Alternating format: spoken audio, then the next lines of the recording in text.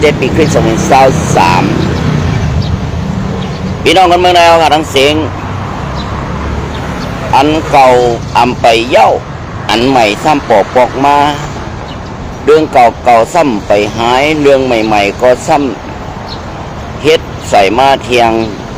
อันเป็นศึกพี่น้องโคเขียวเขาขานั้นลาตึงหือก็อ่ำเข้าหูเข้าหำเข้าปนเข้าหูเข้าใจเข้าอกเข้าเลือดเข้าเนื้อกว่านะพี่น้องกันลาตึงหือก็เอาพี่น้องกันเนาะเอาลุงใจยีตายแทงเย้าพี่น้องเขาขาเนี่ย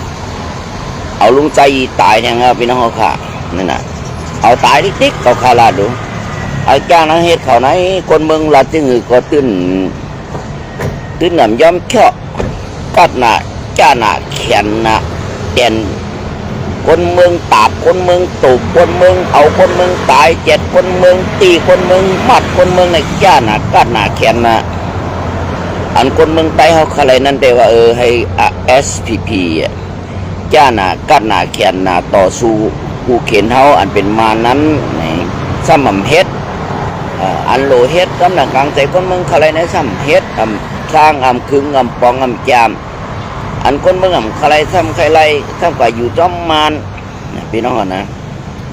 รายการกล้าขายไม่เนี่ยก็ป้ามันเหมือนกันพี่น้องนะตั้งมันตั้งว่านั่นแหละเหมือนกันตั้งมันตั้งว่าตั้งโคเขียวนั่นแหละพี่น้องนะก็เลยสร้างขวัญมันมานั่นน่ะเหมือนปานคุณสาก็เหมือนกันเลยสร้างขวัญมันป้านั่นน่ะกมณีเมืองเขยวันนั้นกมณีเมืองไทยอันซื่อไม่ดังตากิเลสคือจะได้เอาเลยสร้างขวัญมันมานพองนะพี่น้องนะก็วันนั้นอันมาเอาออกในเมืองใต้ในเป็นไม้ในเส้นนั้นไหนมันมี3กุมณีเนาะอันเป็นกุมณีของเคได้สังนั้นมันจะมีมันมาปลาเขปลาโคเขียวปลานะพี่น้องกันเนาะเพราะฉะนั้นในวันมื้อนี้อันมวยหลานเจอคือเขานี่ก็อันป้าเปิ้นมามวยหลานนั้นว่าเจอคือคนเจ้าคือคนเป็นไงพิงทุ่งศาสนาสภาวะต้นไม้ต้นตอกมาแตบมาฝ่าที่ติ๊กนี่ก็เป็นซึกโคเขียวซึกกินจังว่านวันนั้นปีน้องเขานะย่อก่อนเอาคนเมืองตายที่ติ๊กนี่ก็คนไรซึกโคเขียวแดงปีน้องเขานะเป็นไรซึกโคเขียวแดงเอาคนเมืองตายที่ติ๊กนี่ปีน้องเขาไม่ได้รู้โคไลเอาคนเมืองตายมือเหลียวเนี่ยไม่มีรู้ปีน้องเขาค่ะตั้งแต่ป้นมาเนี่ยไม่มีมือเหลียวนะ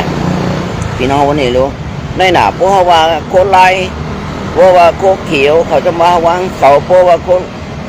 พี่น้องถามว่าเพราะสุดท้ายไม่จะผ่าของสุ่มหักทั้งนั้นทั้งในพวกเมื่อพวกขาใครให้เขาขาหักในก็หลุดไรวนเมขึ้นในเขาขาว่าให้ซึกโคเขียวก็หลุดไรวนเมอันวันนั้นพี่น้องขนอในสัมวนเมเนใส่โคลายแห่เนใส่คนเมืองแห่ทุกตามมานั่นเต็มวันเต็มเว้นเต็มเมือง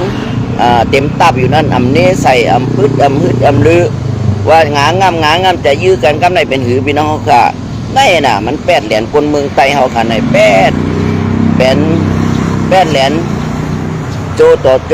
จัดต่อจัดปานต่อปานวันต่อวันเดือนต่อเดือนปีต่อปี8 เหรียญคนเมืองหลอกเจอคือตัวเจ้าเก่าว่าเขาทำมาเนี่ยเขาจ้าเขากัดเขาแขนเนี่ยมาเลยเขาแขนเขาปัดเขาโตเปอร์เขาวันเขาหวังเขาเอาในไม่น้องดูว่าเลยมันยื้อกับมันในหน้าเขาในจ้าหน้ากัดหน้าแขนหน้าทุกดำมันน้ำหัดยื้อเขาลงได้ให้คนเมืองอันหูหงหูคนหูนั้นสำอามเนาะโคเขียวนี่กัดที่แขนเตี้ยมันน้ำหัดยื้อเขาลงเนี่ยพี่น้องมันจะมันหัดยื้อเขาแล้วหัดยื้อมันพี่น้องนะอย่าว่าหัดยื้อมันนะคำหัดยื้อปลองพี่น้องตาอ้างเอาคำหัดยื้อหรอกอย่าว่ามันศึกเจ้าคือมันในโกเพอในคำพาได้นะในโกเพอหรอกในเมืองไต้นี่ก็ศึกเจ้าคือกูหมูจุ่มมันในกูเพอพี่น้องนะได้สิมาเนี่ยในกูเพอหรอกพี่น้องเขาค่ะมีศึกเจ้าคือเลยกูมันเลโกนมันเหกินน้ำกินซินกินกวนกินเซอร์มันเหกินน้ำผ่ากินแคบกินมันเหนี่ศึกเจ้าคือเขาบางหมู่บางจุ่มนะบางหมู่บางจุ่มพี่น้องเขานะโกมันพี่น้องกันนะอย่าไปถามว่ามันโกไม่ต้องมันโกให้แป๊ก นั่นกูหลอกซึกโคเขียวนั่นตั้มตึก ไอ้สังมาน่ะพี่น้องก็น่ะมันเป็นปริเยกเว้ยมันเป็นปริเยทั้งโคเขียวทั้งมานเพราะว่าพวกเฮ็ดจังนั้นนำคนเมืองกูคนเมืองทางพี่ต่างเพิงมันติ๊กๆนั่นน่ะก็เลยมันใส่ให้ป้ายสีทั้งโคไลนั่นน่ะว่าโฮมมาหน่อยNCว่าทุกตามมาในโฮมไปว่าโฮมมันก็นอนจอมแห่งก่อนไปน้องนะโคไลเบิ่นไปนอนจอมไปอยู่จอมมันในนอนจอมอยู่จอมถังจอมกินจอมขี่จอมเยอะจอมกอดข้อเป็นหนุ่มกอมหนุ่มคนเพิ่นทั้งวันพี่น้องเขาน่ะได้จังจะในคนเมืองเฮาข้าวหูปางตาแรงโมดาวน่ะไอ้เจ้าสดีตาเรื่องเก่าๆจังในมันหลุดเลยปีเปียดเป็นเฮานะน่ะชื่อโคเขียวนะพวกไอ้คนเมือง5กะโหลเลยเปลี่ยนล็อกลายมันน่ะอันสุเฮ็ดดีๆแนวคนเมืองตายดีๆไหนว่าโคลายอยู่ตรงไหนโคลายซึกเก่าโคลายอยู่ตรงไหนเอาตายได้เหียบตายได้เงียบตายได้เอามาบรรเฮาอะไรเฮาได้ปรับทัศนคติมันเลยให้มันเป็นใจเฮาตรงนั้นตรงไหนพี่น้องก็ตัวรู้มาในเฮ็ดมา79ปี76ปีมานำไปเฮ็ดเหมือนโคลาเหมือนโคเขียวปอกพี่น้องนะมันบ่เฮ็ดเหมือนนั้นน่ะพอเฮ็ดซึกโคเขียวมันยอบไหลหมดอ่ะติเตงพี่น้องนะ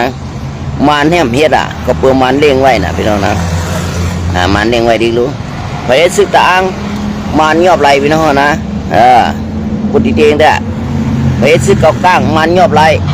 เฮือนไหนมีตารางก็คือเป็นลูกชายก็ไหลมันยอบไหลหมดเอาโคเฮ็ดเนี่ย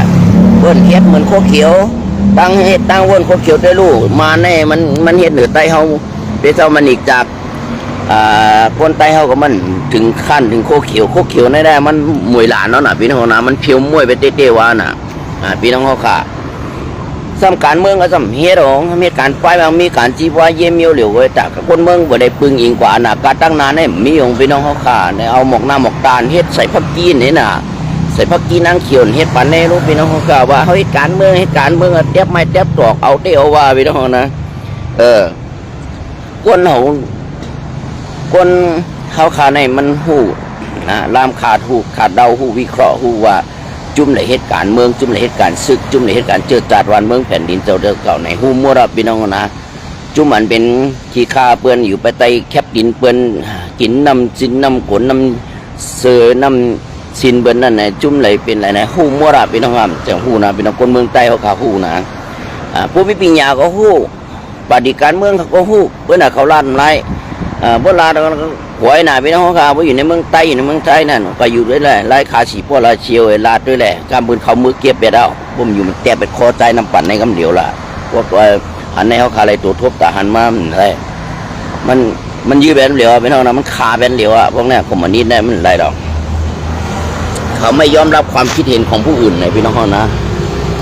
กลุ่มนี้ไม่ยอมรับความคิดเห็นของผู้อื่นกลุ่มนี้เนี่ยยอมหับค่ะลองไปวนไปสั่งไปสอนไปตีไปหนีไปปากมันเส้นตั้งเขาใน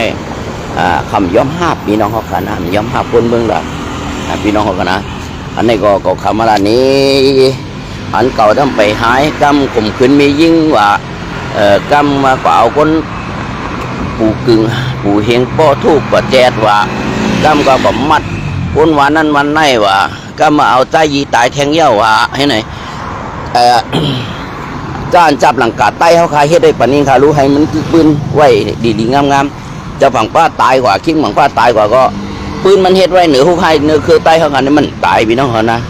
ไว้ปานลูกปานหลานเขาสามหลายโจหลายเรียนหลายปานก็เยอะนะเฮ็ดหลังกาใต้เขาขาเลย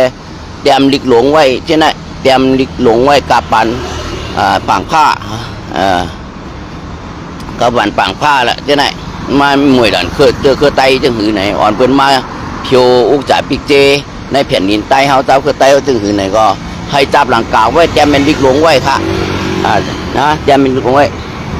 ก็บ่ได้นั่นในเฮาขาหลุดเลยเฮ็ดไว้กึกปืนเบิ่งนะพี่น้องเฮานะพี่น้องเฮาแล้วก็ป้ากันกินมันเด็กเผอกว่าการกว่าจ้องก็อย่าน้ำกำเตากินมันเด็กพี่น้องเฮาอย่าไปพรมใครคืนเมืองนี้ป่านเฮ็ดกำละพี่น้องเฮานะอย่าไปขึ้นใครขึ้นเมืองนี่กว่าในกาพี่น้องก็แล้วกินมันดิ๊กเลยพี่น้องกันนะกินมันเขาดิ๊กดังนี้เหนือพี่น้องลาซบดีๆลองดีๆเขาเฮ็ดจอมเขาขารู้มันน้อยไต้หวันออกมาเถียงเป็นยื้อกันดีโน่นดีนั่นป้อมมีผู้ใหญ่คนลงกองโทรกับลาตี ปางช้างอ่ะนะยืนตายหมดเลยแต่แรงสวนไขว่หมดนั่นเนี่ยโอ้โหไม่กินขี้ลาดไอ้ไอ้ฮะเมื่อกินขี้ลาดผมลาดโอ้มันใจว่ามีเหลวต้องปั๊มมาไหนรู้นั่นมันเป็นน้ำกัดของเจ้ายอดซึกเว้ยมันน้ำกัดของโคไลเว้ยผมนั้นนั่งกวยอ้าวผมมีน้ำกัดมาเคยหู้เพิ่นมายืนนั่นจะได้เพิ่นมาหักมาแป้งเหมือนจะรู้มั้งนะอันนี้เขามายืนนั่นร้อยแต่แรงนั่นมือปานนั่นมือปานคุณสาเขาก็มายืนรู้คุณสามได้ก็ยืนเขารู้ปานเจ้ายอดซึกเขามายืนรู้ปานเจ้าโมหิงเขาก็มาลำยืนรู้เนี่ยลีหัวน่ะพี่น้องใต้เอาว่าปานเจ้าโมหิงเขาก็ลำศอกลำยืนหมู่ปเจ้าโมหิงทั้งคนบึกปั่นเก่งตองไหนทั้งลังคือที่ไหนให้ลูกพี่ใครตั้งเนี่ย พี่มีอะไร ลูกเราพี่ว่าแล้วผมทำของลูกเอาเลยต่อไปเลยนะพี่น้องกันนะคนดีๆรู้คนดีๆรู้พี่น้องค่ะปานเจ้าโมหิงผมมันนี่มันก็ลำโคเขียวปลามาลำเจ้าโมหิงปานสกุลสามันก็มายื้อมันเจตกุลสากว่ายื้อรู้ก็มายื้อต้มลอยถ้วยที่ไหนลอยหัวนกลอยสั่งจึงได้ว่ามายื้อนั่นน่ะว่าดังมันมายื้อคือนั่นน่ะมันเจตกุลสากว่าลำยื้อเขารู้ปานจะยอดซึกก็ว่ามายื้อแทงรู้ทั้งมันว่าทั้งมันมายื้อแทงรู้มันจะยอดซึกก็ลำยื้อเขารู้เตียนใจรู้ก็ถึงใจได้ว่ามาตึกป่านเจ้าโมหิงว่ามาตึกป่านเจ้ากุลสาว่ามาตึกป่านเจ้ายอดซึกทำใจเจ้าโมหิงกว่าลำตึกมันทำใจขุนสากว่าลำตึกมันทำใจเจ้ายอดซึกกว่าลำตึกมันตัวเองแต่เหมือนนางโคเขียวนั่นน่ะลำตึกไปยื้อสีแอดนั่นน่ะสีแอดยื้อขึ้นก็เปลืองไปเกตเคตัวเกตตับไปรู้พี่น้องเขาค่ะก็ในSCPมันยื้อมันน่ะมันจะยื้อมันรู้มึงกูปอก่อมันก็ยืมมันรู้มันก็กระไรไปแกะเขตับมันรู้แต่ก่อนป้นขึ้นปลันมาในเพราะว่ากว่ายืมเปินกว่ายืมในเขากว่าลำตับเปินห้องกว่ายืมเปินนั่นจำต้องไว้นะพี่น้องกว่าลำตับเปินกว่าลำที่อยู่เปินเนี่ยเขากว่ายืมเปินเนอะเพราะว่าเปินมาหาเขาอยู่ในตับเนี่ยเขายืมนั่นมันเป็นว่าเปินเขตูไว้ว่ายืมมานั่นพี่น้องนะหมาโคเขียวลำยืมมาหนูจอมจีปอลาเชียวจอกเมที่ไหนในเวียงในคูในเวียงลำห้ำกันน้ำพุ่งปีนปังอันนั้นเป็นหัวลำยืมมันเตะนั่นเจริญจ่างมันพี่น้องเขานะอันนี้ก็เข้ามาในพี่น้องคนเมืองไทยเขากำลังเสียงให้ป่องใจเสียกำเขามีกิ่งขยำมันก็ในพี่น้องนาทีเขามาเป็นแห้งไรยกนิ้วเป็นเก่าๆนะให้ป่องใจกำให้ก็ตีป่องใจเงาลายโคเขียวเฮ็ดมันเร็วนะนะพี่น้องกันนะฮัลโหลดีๆมันก็เมาฮัลโหลให้ก็มันก็เมาพี่น้องกันนะไม่สูงค่ากูก็คนทำไม่สูงค่า